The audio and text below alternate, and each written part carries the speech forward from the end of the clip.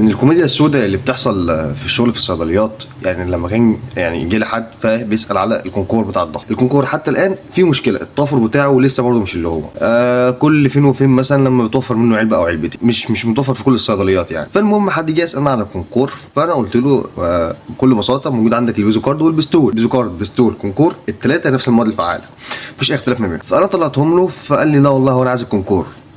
يا حاج انا بقول لك ان الكونكور فيه مشكله، تمام. انا عارف ومقدر ان انت مش على الكونكور بقالك سنين، بيريحك الدنيا تمام، بس دي حاجه مش بايدينا، يعني هو للاسف ناقص مش متوفر. قال لي يعني مش موجود. قلت له لا يا حاج مش موجود والله، يعني لو موجود هطلعه لك، انا ليه هخزن عندي ادويه؟ انا صيدليه مش مخزن ادويه انا عشان هي عين عندي. قال لي طب خلاص تمام انا اروح للدكتور وهبقى لك تاني. قلت له طب ماشي مفيش مشكله، يعني انت شوف ايه الاريح لك واعمله، انا عادي يعني بالنسبه لي مفيش اي مشكله، شوف انت ايه الاريح ليك.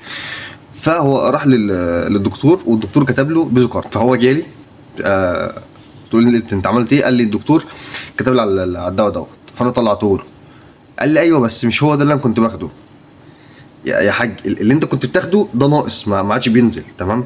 ده زيه كمفعول مش كشكل. يعني انا ماليش دعوه ان علبه الكونكور رفيعه وعلبه البوزكارد عريضه، ده حاجه ما تخصنيش، مش انا شركه مصنعه. انا بكل بساطه بقول لك انه الاثنين كمواد فعاله واحده كمفعول واحد، انا ماليش دعوه بالشكل. يعني متاكد ده هيظبط لي الضغط؟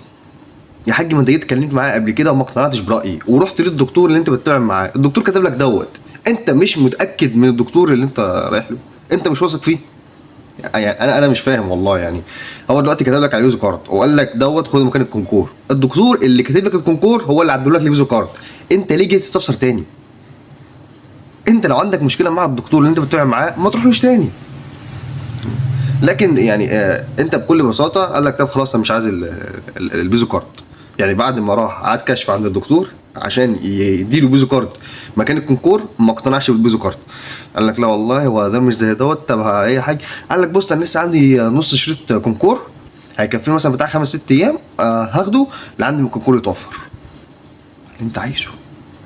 انا بالنسبه لي انا انهيت مهمتي. انت جاي بتسالني على صنف ناقص، انا قلت لك في ادويه تانية بنفس المواد الفعاله كونكور بيزو كارد، انت ما اقتنعتش برايي، رحت للدكتور للطبيب البشري اللي انت بتتابع معاه اللي كان كاتب لك الكونكور وعدوا لك البيزو كارد، انت مش مقتنع بالبيزو كارد، ده حاجه ترجع لك.